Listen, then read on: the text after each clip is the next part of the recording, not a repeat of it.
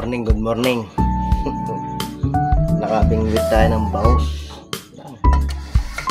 Sa lawa ng Taal. Nakabingwit tayo. Napakabisa nito, sinayang na bangus. Na mayroong taba ng baboy. Masarap ito. Lalo na bawang yung kakainin. Ay kahit busog, kay mapapakain. Namingwit sa lawa ng Taal. Sino may gusto, ipamimingwit ko kayo. The best.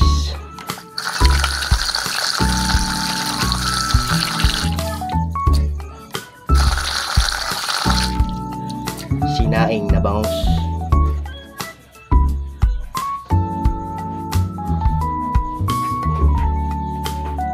Comment sa may gusto.